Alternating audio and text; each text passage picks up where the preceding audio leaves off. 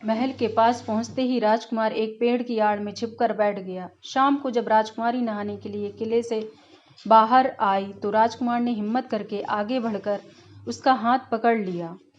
उसके छूते ही राजकुमारी उसके साथ चलने के लिए तैयार हो गई। वह बोली, राजकुमार, तुम मुझे जहाँ भी ले जाना चाहोगे मैं तुम्हारे साथ चलूंगी, लेकिन मुझे थोड़ी देर के लिए अपने माता पिता से मिलाने दो।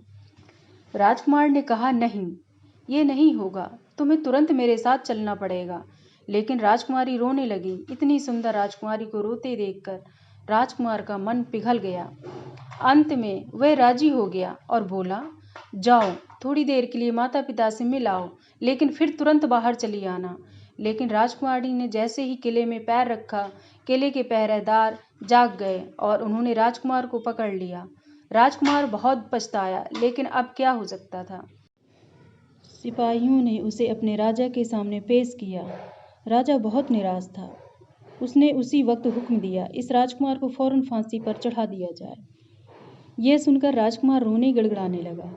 इस पर राजा ने थोड़ी देर विचार करने के बाद कहा, मैं अपनी आज्ञा वापस नहीं ले सकता, लेकिन अगर तुम मेरा एक काम कर दो तो तुम्हारी जान बच सकती है। हमारे किले के ठीक सामने ये जो बड़ा पहाड़ है, इसके कारण हमारे किले की सुंदरता नष्ट होती है।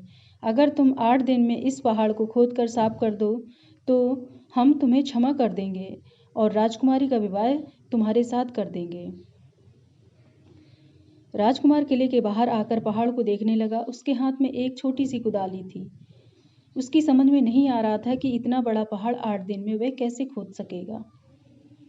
फिर भी उसे अपनी जान तो बचानी ही थी, इसलिए वह पहाड़ खोदने लगा। धीरे धीरे 7 दिन बीत गए। इतने दिन तक लगातार खोदने पर भी पहाड़ का सिर्फ एक कोना ही खोद सका। वह दुखी होकर बैठ गया। उसे अब अपने पर बहुत अधिक क्रोध आ रहा था।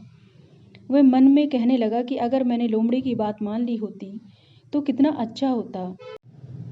लोमड़ी ने मुझको हर बार ठीक सलाह दी और मैं हर बार उसका कहना न मानकर नई से नई मुसीबत में फंस जाता हूँ। राजकुमार इस तरह सिर झुकाए बैठा था कि अचानक उसे अपने पैरों के पास लोमड़ी की पूंछ हिलती दिखाई दी। उसने नज़र उठाकर देखा, सचमुच वही लोमड़ी खड़ी थी। लोमड़ी ने मुस्कुराते हुए कहा, क्यों, क्या हाल है? इस बार तो तुम्हारी मदद करने की मेरी जरा भी इच्छा नहीं थी, लेकिन मैं 7 दिन से तुमको पहाड़ खोदते हुए देख रही हूँ। मुझे दया आ गई है और मैं तुम्हारी मदद के लिए चली आई। जाओ, तुम बहुत थक गए हो, सो जाओ, मैं थोड़ी ही देर में तुम्हारा काम पूरा कर दूंगी। इस बार राजकुमार ने तय कर लिया था कि अब वह लोमड़ी जिस तरह कहेगी वह उसी तरह करेगा। वह चुपचाप उठकर एक तरफ सोने चला गया। थोड़ी ही देर में उसे नींद आ गई। सुबह जब वह सोकर उठा तो उसे अपनी आंखों पर विश्वास नहीं हो रहा था। वहां कहीं भी पहाड़ का नाम निशान नहीं था और महल का सुंदर दृश्य दिखाई दे रहा था। राजकुमार सीधा राजा के पास पहुंचा। राजा उसके काम पर बहुत खुश था। उसने तुरंत अपने वादे के अनुसार राजकुमारी के साथ उसका विवाह कर दिया। जब राजकुमार उस सुंदर राजकुमारी के साथ कुछ दूर चला तो उसे रास्ते में फिर वही लोमड़ी मिली। लोमड़ी बोली, बधाई हो राजकुमार, राजकुमारी के साथ तुम्हें देखकर मुझे बड़ी खुशी हो रही है, लेकिन अब तुम्हें सोने का घोड़ा और सोने की चिड़िया भी प्राप्त करनी चाहिए, क्योंकि वे दोनों चीज़ें तुम्हारे ही लायक हैं और तुम उन्हें आसानी से प्राप्त कर सकते हो। राजकुमार बोला, लेकिन भला मुझे सोने का घोड़ा और सोने की चिड़िया कैसे मिल सकती है? मैं तो इस राजकुमारी को भी उस राजा के लिए ले जा रहा हूँ। लोमड़ी ने कहा, नहीं, तुम ऐसा काम कभी मत करना। इस राजकुमारी के साथ तुम्हारा विवाह हुआ है और ये अब तुम्हारी ही है। अगर तुम मेरे कहने के अनुसार काम करो तो तुम्हें सोने का घोड़ा और सोने की चिड़िया भी मिल सकती है। तुम पहले इस राजकुमारी को लेकर सोने के घोड़े वाले राजा के पास जाओ। राजा खुश होकर तुमको सोने का घोड़ा देगा। तुम घोड़े पर सवार हो जाना और सवार होकर सबसे विदा लेना। राजकुमारी से तुम सबसे बाद में विदा लेना। जैसे ही तुम राजकुमारी के पास पहुंचो तुम उसे हाथ से पकड़कर घोड़े के ऊपर खींच लेना और घोड़े को दौड़ा देना। सोने का घोड़ा इतना तेज दौड़ता है कि दुनिया का तेज से तेज घोड़ा भी उसकी बराबरी नहीं कर सकता। जाओ, तुम पहले इतना काम पूरा करो, इसके बाद आगे का काम मैं तुम्हें बाद में बताऊंगी। मैं तुम्हें वहां रास्ते में मिलूंगी। राजकुमार ने ठीक वैसा ही किया जैसा लोमड़ी ने उससे कहा था। जब सोने के घोड़े वाले राजा ने खुश होकर उसे इनाम में सोने का घोड़ा दिया तो राजकुमार उस पर सवार हो गया और उससे विदा लेने लगा। अंत में वह राजकुमारी को उठाकर घोड़े को तेजी से दौड़ाता हुआ किले से बहुत दूर निकल आया। रास्ते में एक पेड़ के नीचे लोमड़ी उसका इंतजार कर रही थी। उसे देखकर लोमड़ी बोली, शाबाश, अब तुम सोने की चिड़िया भी प्राप्त कर लो। जब तुम सोने की चिड़िया वाले राजा के पास जब पहुंचोगे तो वह इस घोड़े को देखकर बहुत खुश होगा। तुम उससे कहना कि पहले सोने की चिड़िया का पिंजड़ा मेरे हाथ में दे दो, तब मैं ये घोड़ा तुमको दूंगा। जब वह पिंजड़ा तुम्हारे पास लाए तो तुम पिंजड़ा उसके हाथ में से छीन लेना और घोड़े को दौड़ा देना। बस ऐसे चिड़िया तुमको मिल जाएगी और कोई तुम्हें पकड़ भी नहीं सकेगा। इस बार भी राजकुमार ने ठीक वैसा ही किया। वह राजकुमारी के साथ ही घोड़े पर बैठा रहा और जब राजा ने उसके हाथ में सोने की चिड़िया का पिंजरा दिया तो उसने देखते देखते एड़ मार दी और सोने का घोड़ा हवा से बातें करने लगा। कुछ दूर चलने पर लोमड़ी उसे मिली। राजकुमार ने उससे कहा, तुमने मेरी बड़ी मदद की है। तुम्हारी वजह से मुझे न सिर्फ सोने की चिड़िया मिली बल्कि सोने का घोड़ा और इतनी सुंदर राजकुमारी भी मिल गई। बताओ मैं तुमको क्या इनाम दूं? मैं तुमको कुछ न कुछ जरूर देना चाहता हूँ। लोमड़ी ने कहा, अगर तुम खुश हो तो मेरा एक काम कर दो। तुम एक तीर चलाकर मुझे मार दो। इस समय तुम यही सबसे बड़ा काम मेरे लिए कर सकते हो। राजकुमार ने कहा, भला ये कैसे हो सकता है? तुमने मेरी इतनी मदद की और मैं बदले में तुम्हें मार दूं।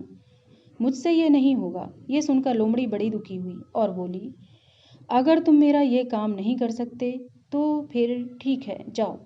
लेकिन मैं तुम्हारी भलाई के लिए ही कह रही हूँ कि तुम दो बातें जरूर याद रखना कि एक तो तुम किसी कुएं की दीवार पर मत बैठना और दूसरे तुम ऐसे लोगों के लिए धन मत खर्च करना जिन्हें फांसी मिलने वाली हो।